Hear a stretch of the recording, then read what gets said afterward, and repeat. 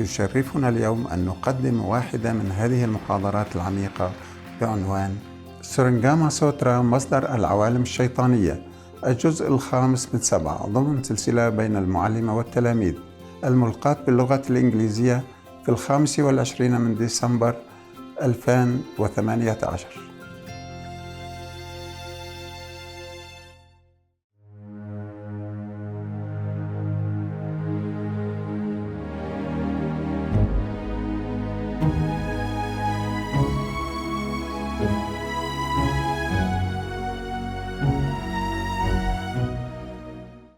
I tell you one story about a king, even jealous with an elephant. Yeah, his own elephant. But it's true story. The Buddha told the story. There was a king before, a long time ago. But of course, the former enemies of the Buddha. Buddha has always this guy hang around him forever, even when he already became officially, physically Buddha. Devadatta. Long time ago, long forever time ago, there was a king, powerful, rich, famous, in one kingdom. He has a beautiful, white, pure, lovely, wonderful, dignified looking elephant. Yeah. Apart from everything else he has. Yeah, a white elephant is hard to find already. And beautiful, dignified as that. Yeah, and very well trained. Because that elephant was too good and intelligent and have many talents, you know. Oh, and then one time he heard people praising the elephant so much because the elephant was performing something. And they said, oh, wonderful elephant, beautiful elephant. Oh, we love this elephant. Oh, the king cannot bear. They should say that to me, not to my elephant. He's just an elephant. And it's mine even. Okay, he's so jealous. That's driven him crazy. So he called one time the elephant trainer, you know, and the elephant to some area, to a mountain. Said, today we go to the mountain. And then he asked the trainer, is this elephant well trained? And the trainer, of course, said, yes, of course he is, Your Majesty. He's the best in the whole country. No other elephant is better than this elephant. Yeah, you have the best, Your Majesty. Oh, but then the king is even boiling more with anger. Even his own official praised the elephant as well. So he said, okay, good. So you show it to me. Can he stand on one leg, 2 legs? Okay, make him stand on 2 legs. Okay, he does stand on 2 legs as the command of the trainer. Can he stand on 1 leg? Yes, he can stand on 1 leg. Fine. And then he make him go all the way on the top of the mountain and tell him, can he now stand on 2 front legs on top of the mountain? He's going to push the elephant down. So the trainer suddenly see the impression on the king's face. But of course the elephant still can do it, you know, because that elephant is too good. He was going to push him, but then the trainer was nearby or everybody watching, so he cannot do anything. So he said to the trainer, can your elephant even fly? Have you heard of flying elephant? Because if he doesn't, then he's a very bad elephant. He's not worthy to live. Yeah, force him to die. So the trainer knew the intention of the king, so he whispered into the ears of the elephant. He said, worthy celestial being, if you can, then you fly. Fly away from here because the king's going to kill you. You are in danger now. Use your power if you have. I know you are a special elephant. You're very best and you are very pure. If you can fly, just fly. But let me ride you. We both go to another worthy king, another kingdom. Go to Varanasi, for example. Yeah, there you will live, worthy of your talent and quality. So the elephant really flew into the sky with the trainer on him. And then just stopped there for a while. And the trainer talked down to the king, say, Your Majesty, this elephant is worthy for even the celestial king in heaven. He's so pure, devoted, talented, and holy even, pure. Yeah. And you are very stupid king, he says. You are not worthy to keep him. So we are going now. Goodbye. And then they fly to another king. And then when they went to that other kingdom, staying on the air, and the king and all the officials come down and look, and then the king asks, where you come from? How can the elephant fly? And the trainer explained all the situation and say, we think you are worthy, king, to own this, to have this elephant, to tonify more for your majesty and dignity. Therefore, we come here. If you accept, then we come down. The king said, oh, welcome, welcome. Oh, how lucky, how beautiful elephant, how wonderful. We are really would like to welcome you. So they landed. Even king, jealous with his own elephant. Huh? Just like I'm jealous with my dog. Imagine. Because the dog can speak English. And people praise him. Would I do that? Would you do that? No, you would feel proud, right? You would feel happy, or glad, or surprised, maybe, but not jealous with a dog who is talented and intelligent, right? See, told you.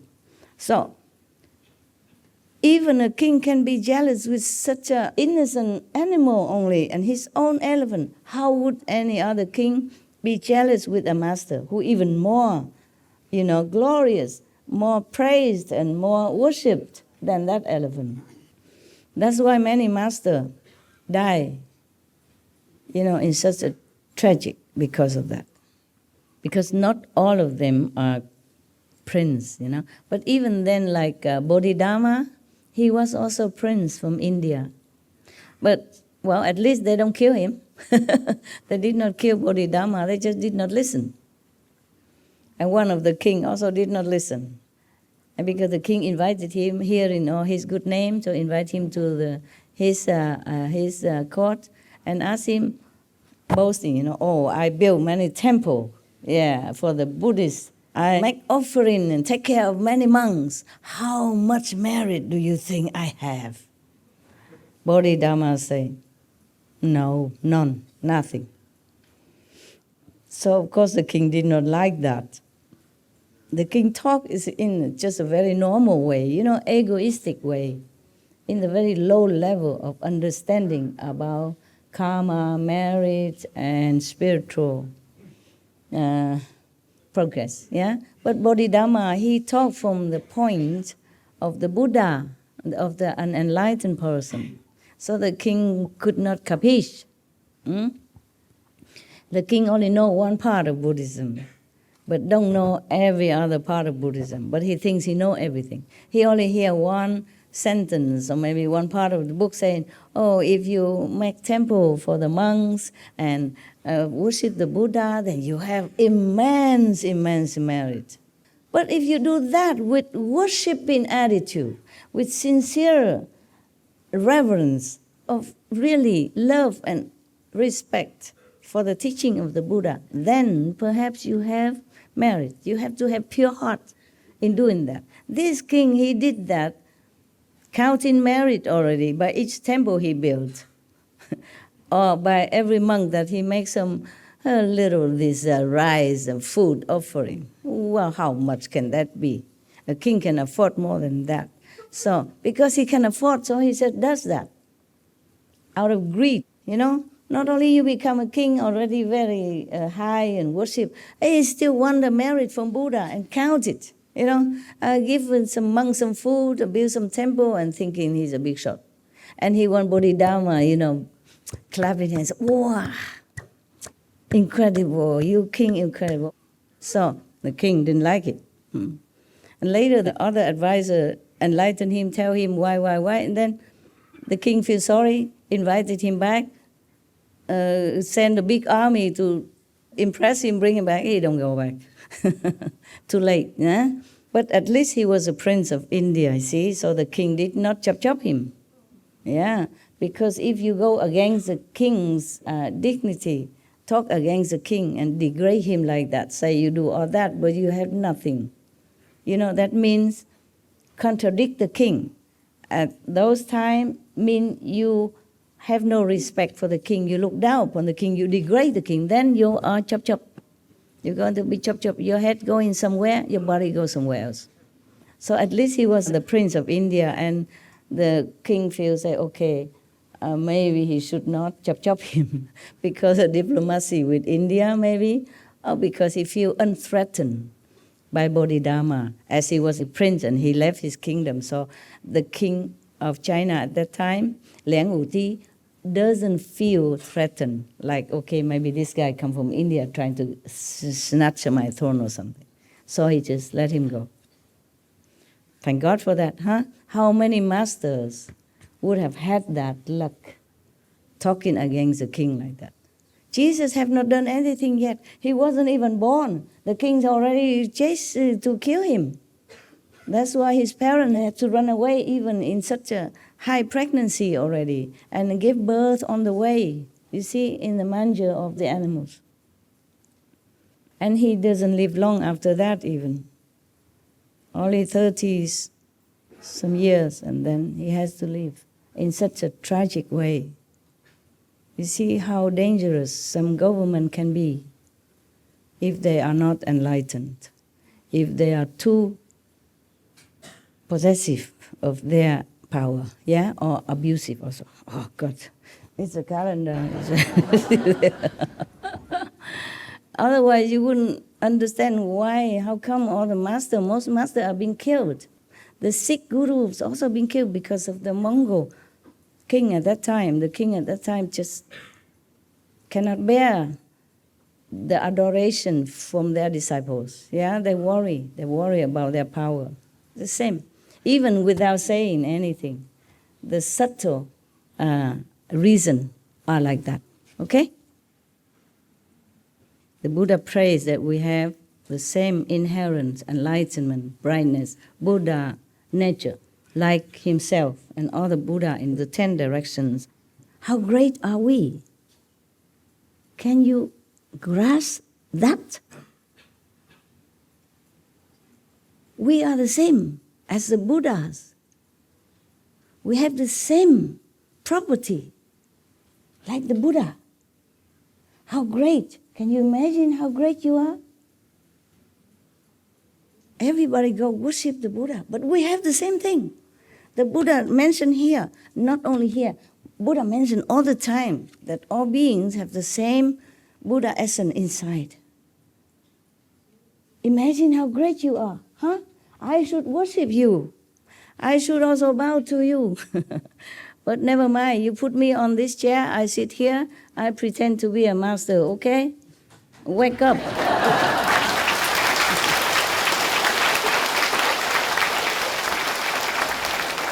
Wake up. Wake up. Remember, you are great. You are Buddha. Wake up, wake up. That's right.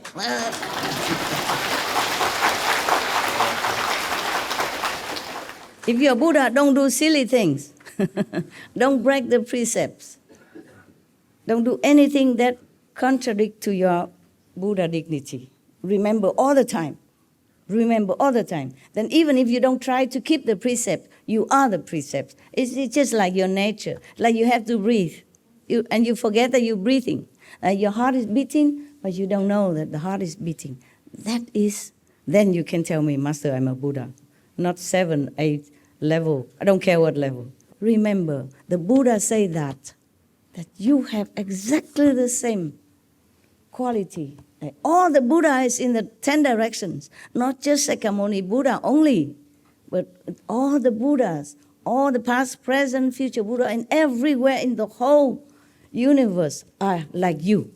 My God. My God. So great you are. And Jesus say the same. You have God within you. The Holy Spirit is within you. Kingdom of God is within you. Then who are you? You're God, right? At least you're likened to God. How great can you be? How more great can you be? And look at all of us. We're so pathetic. Look at the whole world people fighting for a morsel of food, fighting for a little or more piece of land. One country wants to snatch another lands of another country, fighting with the other king, another president, another whatever. What a pity. How pathetic. Huh? How pathetic. Everywhere I go, remember before I met you, I go out lecture, I say, you are great. I want to come here to tell you you are great. I want to help you to remember your greatness. That's all I wanted to do. But of course I have obstruction, yeah? Yeah, because I say other things as well. Like if you want to remember your Buddha nature, you want to know how great you are, stop all these silly bad things that you're doing. No smoking, no meeting, no drinking, no etc., etc. And that go against many people's interest. But truly you are Buddha. What for the Buddha lied to you? Huh? He said all beings in this world have intrinsic Buddha nature. So you're nothing but Buddha. Yeah? So if I call you Buddha, Buddha, Buddha, Buddha, small Buddha, young Buddha, or Buddha, it's okay. Huh? I hope you realize that. Because just saying that or listen to me, listen to Buddha is useless to you. So work harder to realize your greatness so that others can also benefit from your positive self-knowing energy without preaching a word even. You go everywhere, that place is full of light, full of life force, and full of happiness wherever you walk. Make yourself that kind of Buddha.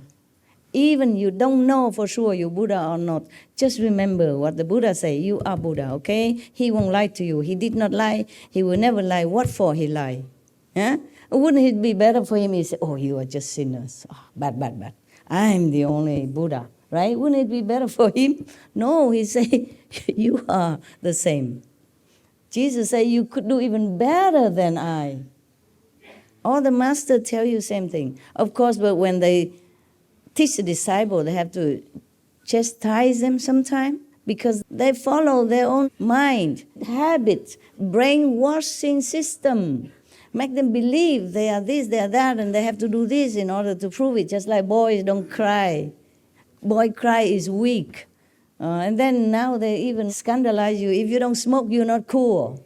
You know, you cannot join the body club in the school. Harming so many innocent youth, for example. So it is really pitiful. Really, sometimes I am alone in the night and I feel so sorry for everybody. And then killing each other and killing the innocent and feeling there's nothing wrong with that. While you are a compassionate Buddha inside, and you don't let your Buddha wake up, you don't try to find a way to wake up your Buddha, and then just let the outside or the Maya, the demons cheat you and make you do silly things and bad things and just degrading you further, further, further. Even after you practice, they still after you. If you're not vigilant, okay? That's what the Buddha was talking about here.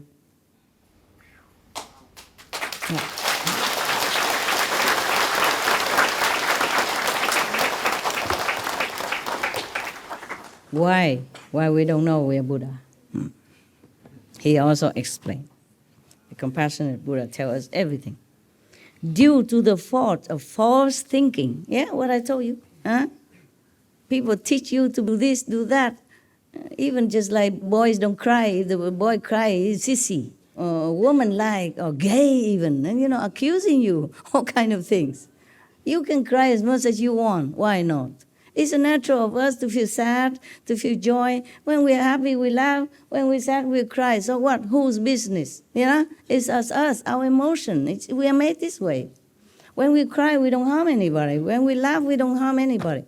So why is that if you cry, you're weak? Okay? Why crying is reserved for us women only? You cry because something touched you. Something make you feel happy to tears. Or sad to tears. It's all natural. Just knowing that these are just fleeting moments and it's not like any helpful much for your true self. Okay? Enjoy your laughter and relieve yourself when you're sad by tears. But Do not just dwell in sadness forever, yeah? And do not indulge in some time of nonsensical entertainment forever, but concentrate on the true path practice, okay? Okay, so the Buddha said, due to the fault of false thinking and confusion about the truth, infatuation arises and makes your confusion all pervasive. Consequently, an emptiness appears. Words come into being as that confusion is ceaselessly transformed. Therefore, the lands that are not without outflows, as numerous as motes of dust throughout the 10 directions, are all created as a result of confusion, dullness, and false thinking. Imagine that.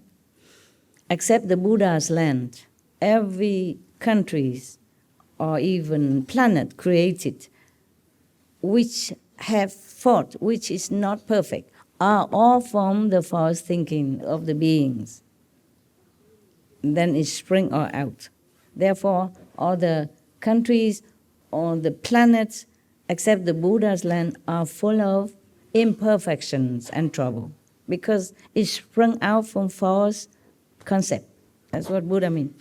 You should know, the Buddha talking, you should know that the space created in your mind is like a wisp of cloud that dots the vast sky. How much smaller must all the worlds within that space be? Okay. In your mind, sometimes because of your wishy-washy or sometimes you are not really awake while you meditate, you see something. But even then, compared to the reality, all this scenery inside are just like a speck of dust. Least of all the world outside within that space, and all the so-called materialized worlds outside. It is all from the false thinking that everything comes out. The Buddha said, even if one person among you finds the truth and returns to the source, then all of space in the 10 directions is obliterated. How could the worlds within that space fail to be destroyed as well? Sometimes we meditate and we see that word. But then when we realize the truth, then all this scenery and false appearance disappear. So the Buddha asks, how can this illusionary world not be destroyed? It's the same, it's all illusion. If you realize the truth, all this kind of falseness within you will be destroyed. The same with all the world within the three worlds, yeah? I mean, up to the Brahma. How can that be forever? The Buddha meaning that one day all this will be destroyed. Once you realize the truth, there's nothing but only the real worlds will rest with you. يشرفنا اليوم أن نقدم واحدة من هذه المحاضرات العميقة بعنوان سورنغاما سوترا مصدر العوالم الشيطانية الجزء السادس من 7 ضمن سلسلة بين المعلمة والتلاميذ الملقاة باللغة الإنجليزية في 25 ديسمبر 2018.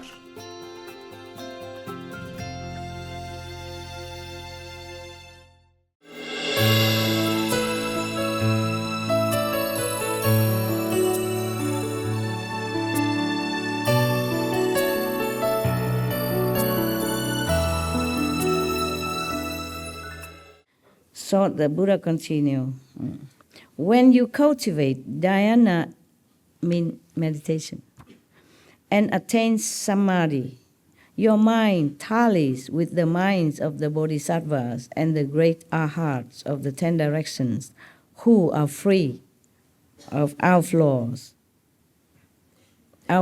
yeah? And you abide in a state of profound purity. When you do that, when you truly attain real samadhi, then your mind, your soul connects all the real bodhisattva, the true high enlightened beings, and the arhats, because they are pure themselves. So you also became pure. profound state of purity you will attain at that time. And now what will happen? What will happen when you attain this stage of profound purity and connecting with all the saints and sages in the 10 directions? What happened? Become Buddha? Of course, yes. You become a saint at least. But what will happen? What terrifying things will happen? All the kings of demons, ghosts, spirits, and the ordinary gods see their palaces collapse for no apparent reason, because these are from false birth. You remember above the Buddha say everything, they created it from false thinking. So they have their own palace and they think they have this, they have that. But when one person even realizes the truth and connect it with the truth in the pure mind of all the Buddhas, then their palace collapse. The Buddha say all the worlds within collapse, all the false world collapse. You see, for no reason at all, just shaking, trampling, or collapse. So the earth quakes, and all the creatures in the water, on the land, and in the air, without exception, are frightened in their world, in these false, delusional worlds. Yet ordinary people who are sunk in dim confusion remain unaware of these changes. So heaven collapse, mountain, river, or tremble, but normal people who don't have any perception of the spiritual instinct know nothing, see nothing. All these beings have 5 kinds of spiritual powers. You know, those who have these palace, ghosts, demon kings, they lack only freedom from outflows. They have everything. They have magical power, very powerful, but they still have defects. They're not perfect. That's the only thing they lack, meaning they don't have love, they don't have enough moral quality, they don't have virtuous idea, even though they are powerful. They might have some merit from past life to become a king of heaven and all that, but they're not perfect. They don't have enough compassion and love like the Buddha. Because they are still attached to worldly passions, how could they allow you to destroy their palaces? Buddha talking about these kings whose palace collapse. That is why the ghosts, the spirits, the celestial demons, sprites, and goblins come to disturb you when you are in samadhi. They're scared. Many times, remember many stories I told you that one God in heaven, he's Shaka. He always came down and bothered these practitioners and even disturbed the Buddhas and all that. He's one of those that the palace suddenly tremble because they sit there enjoying doing nothing, and then suddenly they feel their earth shake. The ground of their illusional world shake. Their palace tremble, and then they will look down and see, what is that then? What's the cause of that? Then if they see that one practitioner truly devote all his might to become Buddha so that he can help all beings, not devoted in meditation because he wants to be king of heaven, or not devoted because he wants to be the king of the world or anything, but want to be Buddha. At that time, his world will shake. The world of the lower heaven will shake. But most of the heavenly kings, they're still attached to their possession and power. They're very jealous, of anybody who want to be above them. Or they even doubt, they suspect that these, monks or practitioners maybe want to be king of heaven, to replace him, to replace that king of heaven. And their retinues also. Therefore, they want to destroy you, disturb you, tempt you, distract you, leading you astray. So, how many goes? We're not there yet. You have only a few days, and I have a lot more. My calendar is not that long. We still have a lot, because even just a few precepts is take a long time. But what for you are here, right? You're supposed to meditate all night anyway, and you already sleep enough all day. Yes. So at night, yeah, I keep you awake, at least to make up for the time lost.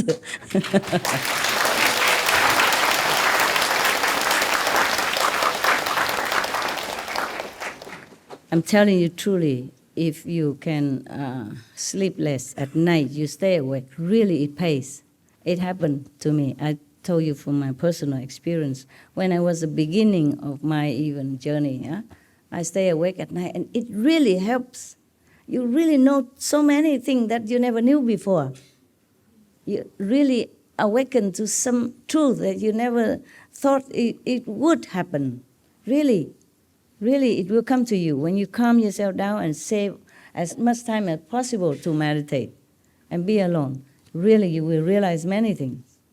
Because enlightenment is not just here, but it keeps growing in different way, different direction. And realization has so many aspects. Yeah. And we answer so many of your questions. You don't even have to ask me anything. So now the Buddha say, so that's why they come to disturb you when you're in samadhi. Yeah, I mean, you want to meditate, you want to go higher, they want to disturb you. You and your wife had headache before, remember? So I have to tell you to reason with them. Say, okay, we just want to follow Master Ching Hai. We don't want to bother you. With really good intention. We don't want to snatch your nothing, okay? We want to go higher. Then they leave you alone, no? Yeah, okay. Now, the Buddha continue. If you are still awake, it's not yet 12 o'clock. It's okay, right? If you want me to stop, just show me the calendar, okay? You can sleep if you want. Your soul will listen, okay? Your mind will capiche, yeah? Even if your body is in comfortable position, your soul is awake. I'm talking to your soul, not your brain. Buddha. Thank you. Thank you for your hurrah, hurrah. But the Buddha continued, although these demons possess tremendous enmity, they are in the grip of their worldly passions, while you are within wonderful enlightenment. There's a contrast, you see? Even they have great hatred to you. I mean, not just hatred, but fearful of your spiritual height and determination to reach purity and true home. They're fearful of you, even though they have so much power, but they're nothing compared to you. So they're so fearful. They try to find a loophole to harm you. That's why you have to be vigilant. The Buddha do not try to condemn any of his monks or his disciples. He just knows that these ghosts, demons, they're envious and fearful of you. So he just wants them to take care. Okay? Yes. If you always believe in the Buddha or always remember, practice, then it should be okay. But as a human, forgetful sometimes, being disturbed by worldly interference, by business, children, wife, husband, kids, parents, friends, job, how can you always remember to protect yourself or even your master, okay? So when you meditate, that's when you remember the most, perhaps, and you're getting higher. So that's when their palace shaking, and they begin to tremble, and then they fear you. Then they want to come down and disturb you. If you work in a normal daily life, they don't really care so much. But when you meditate, all kind of thought, all kind of desire, all kind of thinking that you should not have coming, all the 10 directions. They even appear themselves personally to bother you, or they tell you things, or they use animals to disturb you. Yeah? All kind of tricks they do. But then you will overcome it. Just continue meditate.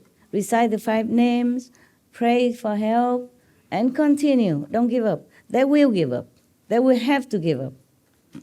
And another helpful thing is you put master chanting or lecture or SMTV 24/7 everywhere in your house. Even if you cannot see or hear too much, put it low I cover the computer so that it's dark, you can sleep, or cover it. Even then, even on the background sound, it still protect you. SMTV, okay? Your master.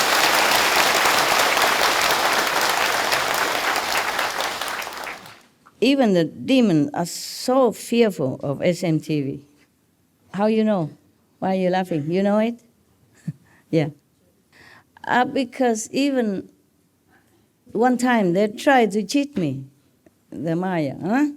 I have the SMTV on, very low volume, and I was in retreat the first day with still many of the business and disturbing things still carrying inside retreat the first few hours. Suddenly they make the SMTV so blow out of proportion voice, so scary, suddenly, whoa, a lot of very loud. And I did not even have it so loud. Yeah. So then heaven told me, they just try to disturb you. They just want to tell you to turn off the SMTV because you, I mean me, and the SMTV are forming a protective rings, around yourself and other people. They try to make the television voice blow out of proportion. Whew. And then they know I love animals.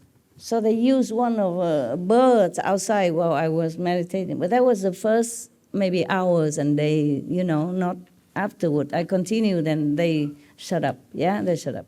But they still have to want to trouble me. Yeah, I use some of the bird. That bird normally don't talk so loud. It make bird so loud like an elephant, crying in agony. There's nothing there, just a little bird. But you hear it like an elephant trumpeting in pain. Even I was thinking it's true. How can there's any elephant in my garden? There's no elephant around here. But I keep crying until I had to go out. On a retreat, I should not. But I had to go out.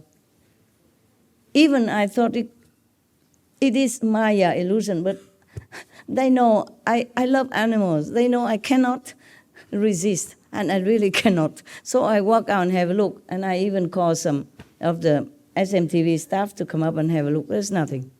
And they use all kind of tricks. And later, I don't hear no more, whatever. I keep the TV on, whatever they do. Sometimes they destroy my machines all over the house, like 6 aircon destroyed at the same time, many machines at the same time, cars, a gate broken, everything at all the same time. Every time I go on retreat, they do that. They do all different kind of things. Yeah, but the first days, and then I continue, and then later, it's no more. There's nothing more to destroy, so they quiet down, or they just know they cannot do anything much more. Even the Maya and demon are strong, but you are stronger, remember? You are the Buddha, remember that? You have Buddha inside. Call onto that Buddha, master power, to protect you all the time, the inner power, okay?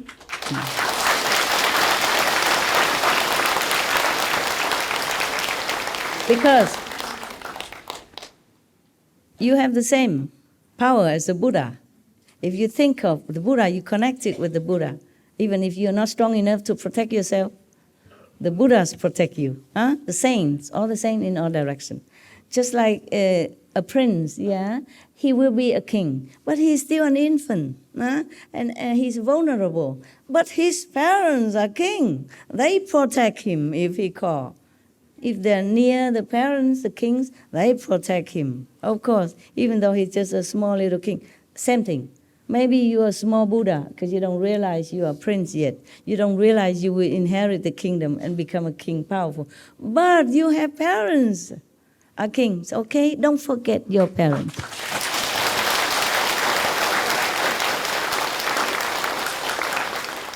Yeah. So even they try all their might, they can't do nothing to me. But they would disturb my, assistant around me every day. Really, every little thing. It's not really their fault. They're just weak, okay? Just weak. And then the Maya attack them so that they can attack me. Yeah, it's like that. And I know all that. But still, It's not like, I'm so happy about it. I know the Maya. I changed my disciple. So happy. No, it's just painful. Yeah, because it could harm. It could cause pain as well. Yeah. So just don't forget, okay? You are the Buddha. Yeah. And nothing can harm you. Remember that. When you think of the Buddha, the saint, think of the master, you're connected with the master. You and the master and the Buddhas and Jesus are one at that time. You win, okay? You will win. Continue, okay? Continue to meditate.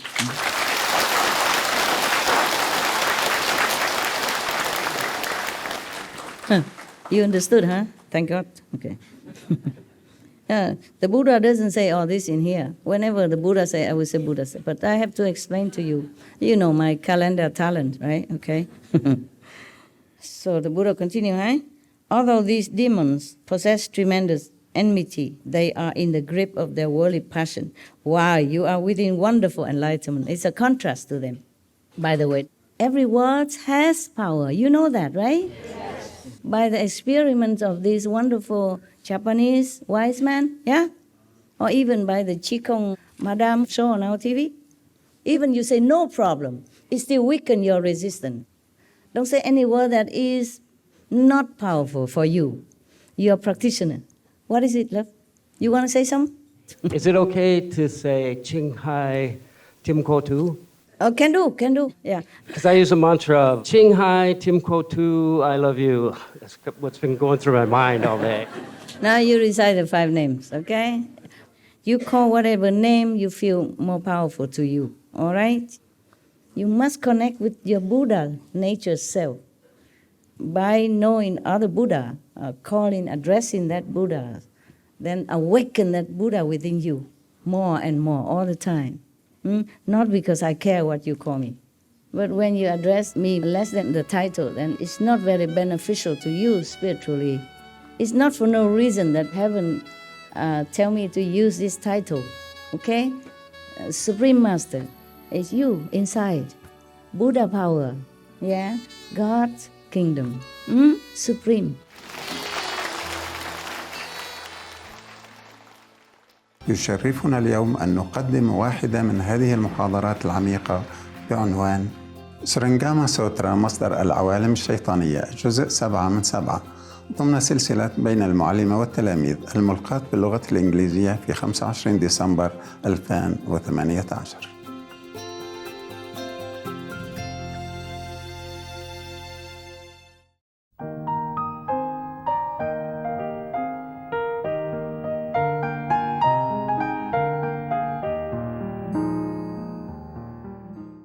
So now, the Buddha continue. So all these demons and ghosts, even the kings of demons, powerful in heaven, they are still imprisoned by this worldly passion and possessiveness. Why? You are in Samadhi, you're enjoying connecting with the Buddha power, with your own Buddha nature inside, and you enjoy and you're pure, you're uplifted. Therefore, they cannot affect you any more than a blowing wind can affect light, or as if a knife cannot cut through water. Just like what I told you now, okay? When you remember you are Buddha, nothing can harm you, okay? Remember that?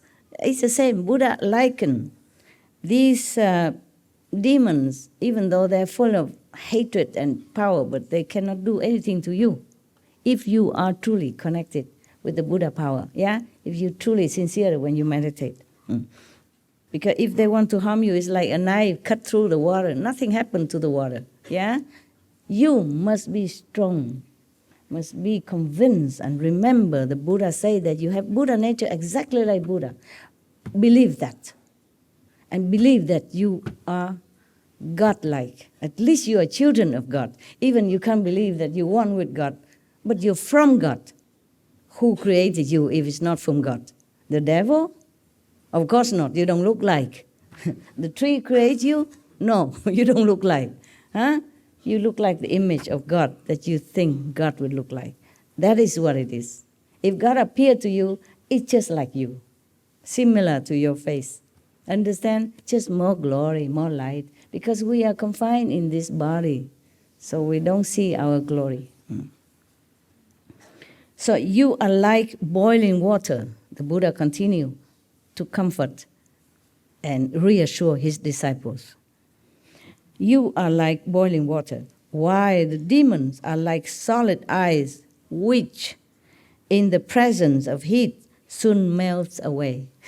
Imagine you put a piece of ice cube into the boiling water, what happened? Gone. You are like boiling water. They are just like ice cube. They are furious. Of course, they want to destroy you. They want to disturb you, but they can't. Even if they do, it's just temporarily. Don't fear, okay? Don't worry about it. It will be gone. And they even disturb me all the time. Whenever I want to meditate, of course, not for me. I never say, okay, I'm going to do a retreat now so that I be more powerful, I become this, I have all this more power. No. Every time I do retreat, it's for some purpose, for the world, either for this or for that. Everything just benefit for the world. And they even more scared. Yes, they're more scared. Because if more people enlighten, the world have peace, then they cannot have any more power to control over people, to make them do bad things, to fight with each other, to destroy each other, or to be degrading their own Buddha nature. That's why they're scared. Since they rely exclusively on spiritual powers, they are like mere guests. Let me read more. They can succeed in their destructiveness through your mind. See, only. Which is the host of the 5 skandhas. The feeling, the touching, emotion, stuff like that. Only your mind, the master of all this. Your mind wants you to have this, your mind direct you to have that, even though it's not good. So everything is created by the mind. If the host becomes confused, the guests will be able to do as they please. Yes. So your mind is not stable. If it's not in the right concept, in the right stationary status of purpose, of enlightening, then the guests can maneuver and make trouble. When you are in dhyana, in meditation, awaken, the Buddha said, awake, aware, and free of delusion. Their demonic deeds can do nothing to you. It's like that, just like above. As the skandhas dissolved, all this kind of sensation, feeling, or emotion, you left behind then, okay? You steady in samadhi, recite the 5 names. Think of God, think of your Buddha power, inner master power. Then all the feeling or whatever desire you have or thinking you have will be gone. You will enter the light then.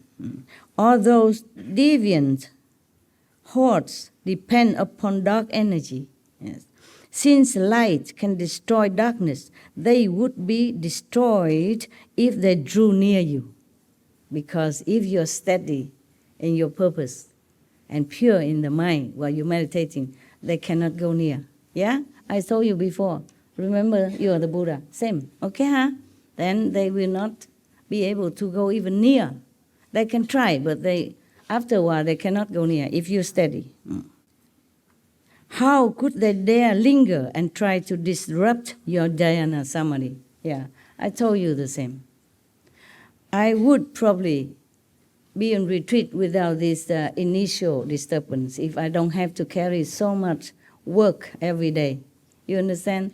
Therefore, the first day of my retreat, they can disturb. But that was only the first 1 or 2. Now they don't, they're nowhere, nowhere to see anymore. Just the first 1 or 2. When I first meditate for something big. And they're scared, they want to disturb me. But they know they're not successful, so now they cannot go near even. Understand me? Don't fear. But if you were not clear and aware, and if you were confused by the skandhas, then you, Ananda, would surely become one of the demons. You would turn into a demonic being yourself. Keep your mind straight, recite the 5 names all the time. when you meditate. No desire anything. No thinking of even desiring anything. No one to be quickly enlightened, no one to have rich and fame, and no one to be famous, a master, become a master even, nothing. Just want liberation, want to know your Buddha nature, okay? Want to be Buddha then, can do, okay? Of course. Want to know your nature and want to be a Buddha is not a desire. It's a self-inherent birthright. And it is a duty even, an obligation, yeah? What we are born for, that we can seek our own Buddha nature, that we have a chance to be enlightened and to become the master of ourselves again, okay? So it's not a desire. Because when you become a Buddha, you benefit others. That is very selfless, very noble. At least you liberate yourself and you don't be slave for any lowly desire or skandhas anymore, but you're free, noble, light, beautiful, beneficial. So the Buddha continued, your encounter with Mantaji's daughter. Buddha don't forget that, does he? He continued to talk to Ananda about the lover girl that chased him. Was a minor incident. She cast a spell on you to make you break the Buddha's moral precepts. Still, among the 80,000 modes of conduct, you violated only one precept. Because your mind was pure, all was not lost. You broke only one precept. He did not really. He just was, I would say, seduced. And he was not powerful enough. He did not prepare for that. Yeah? Not only because he's beautiful, but he wasn't prepared that he's going to be seduced. Yeah? He did not know that. And he did not know the mantra at that time to counter that kind of most powerful mantra in the three worlds. So the Buddha said, you broke only one precept, violate only one precept. That means maybe nearness bodily to a woman, almost gone back to the normal, like a level of man and woman, desiring and having physical pleasure and all that, almost gone. So the monk normally should not touch any woman. He violate only that. But unwillingly, it was not his fault. Yeah, it was not his fault. He was like bewitched into doing that. And at least he was so pure that he still can remember the Buddha. No one except Ananda or a monk of his kind of status would ever be able to escape this kind of mantra. Yeah, so talking about Ananda, anyone could fall into this kind of situation. If you're not strong enough, you fall, okay?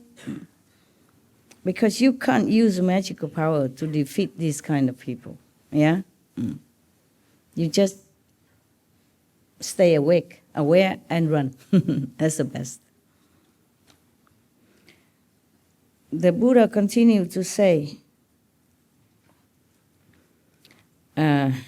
all was not lost, eh? He comforted Ananda. He just make an example for him to know how he could escape such a powerful mantra. Yeah, because he was pure. Now, so Buddha continued, this would be an attempt to completely destroy your precious enlightenment. Whew.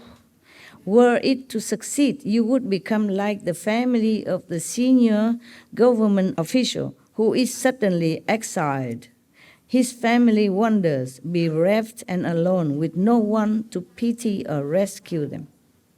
If Ananda has succumbed to this magic power and sensational bodily desire and contact, then he would be lost. Just like suddenly you are fired from your official court position and exiled somewhere and depriving of being with your family and whatever you love. In those days when one of the officials offended the king, then they exile him somewhere and his family is scattered anywhere else.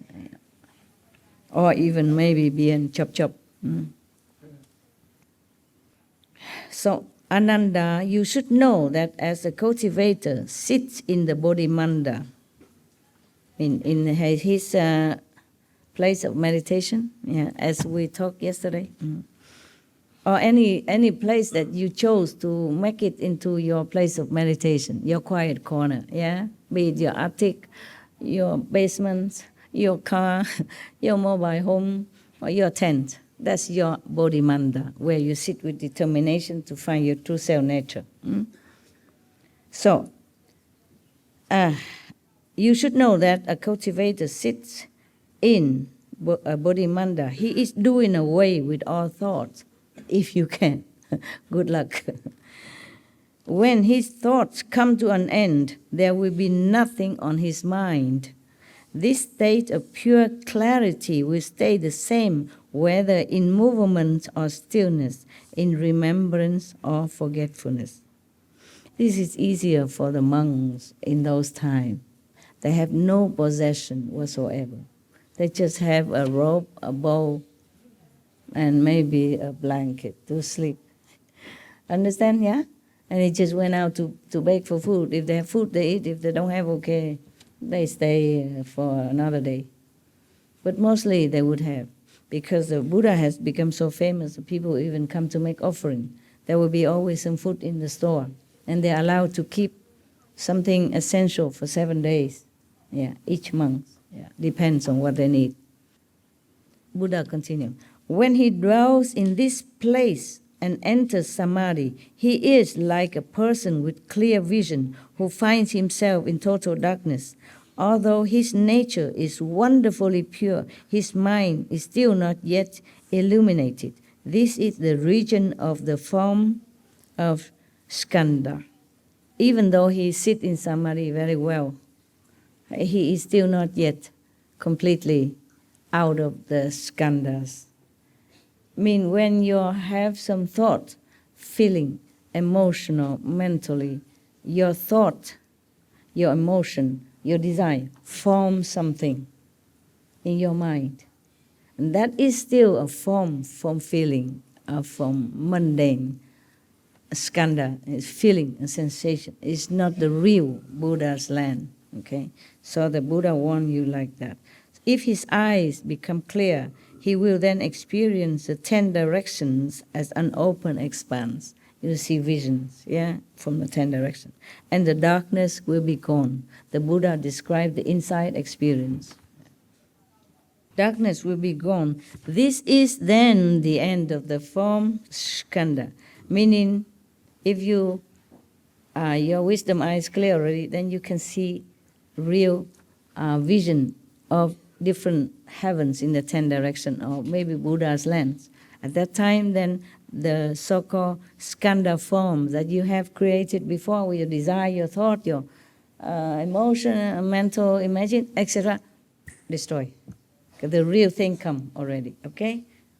He will then be able to transcend the turbidity of kalpas. Contemplating the cause of the form skandha, one sees that false thoughts of solidity are its source. Yeah, I was right. The Buddha say, if you've seen the 10 clear universe, 10 direction vision or Buddha's land, then you will destroy this desire form. Yeah, and then the cultivator, the meditator will see the true cause of these false scenery that he has formed in his mind. They are just false thoughts or desire that's, solidify itself into like vision. Yeah, but it's not real. Okay, no, I'm going to read further, one more paragraph, and then you can go rest. Yeah, because we're coming to the first demon, okay? At least. And then other demons we will introduce as the day come. Ananda, at this point, as the person intently investigates that wondrous brightness, Okay, he already cleared his vision, and it's a real vision coming already. At this point, the four elements will no longer function together, and soon the body will be able to transcend obstructions. You will not feel anything anymore at that time. You don't even feel you have a body, okay? Then you're okay, yeah. But this state is called the pure brightness merging into the environment. It is a temporary state in the course of cultivation and does not indicate sagehood. Even then, not yet. Sorry. Yeah, you still want to practice? Sounds very hard. Okay. If he does not think, it's okay not to worry. As long as you realize it's just a state, okay? It's not yet sainthood. It's not a complete enlightenment. Just one little step. As long as you're humble enough to recognize that, then not to worry. See, Buddha saying, if he does not think he has become a sage, then this will be a good state. No harm done. Good. One step to go up. But if he considers himself a sage, then he will be vulnerable to the demon's influence. Yeah. So whenever some of your brothers or sisters tell me he is already in such and such, I say, forget that. Don't ever think like that. Because you will not realize you are sage. Only you see something and you feel, wow, so much vision, so much light. It's not it yet. Just a steps of this staircase. Huh? Even I told you, you see the master come to your house, talk to you, teach you. It's just kind of halfway maybe, okay? It's nothing yet, okay. So, he just keeps saying demons influence, but he has not come to what kind of demons yet. Oh, it's still a lot. First, the Buddha described the stage of your being in which you could fall into the demon's influence. And later, in other pages afterward here, he will tell you, he will point the name of the special demons, which one, doing what, and why, and where from. You understand? And how to prevent. Whew, you want to read all that? Yeah. No, yes.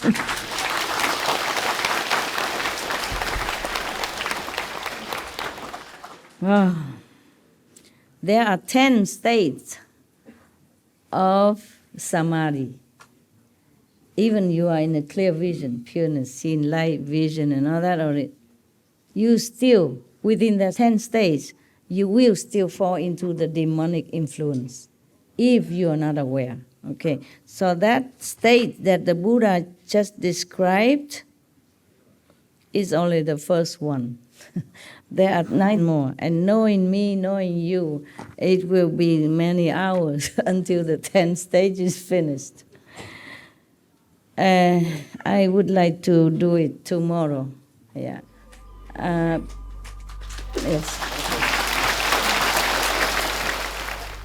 We should really thank the past masters, monks and nuns and scholars who have taken time to record the Buddha's teaching after the master's nirvana, and also for the past and present persons, lay or monks or nuns who have really dedicated themselves, sacrificed their time and precious health or under any difficult situation to translate this so that I can read it to you.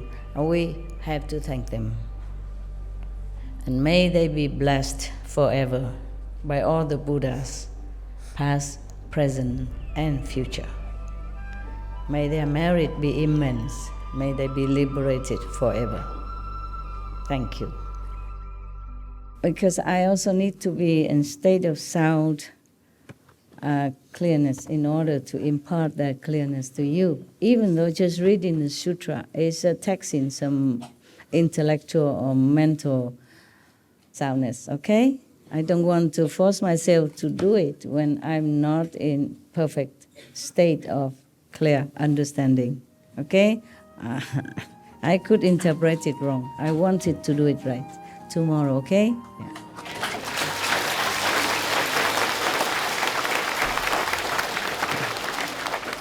Even good things can't eat too much. Right, okay. I still live for some time. So we can do that, huh?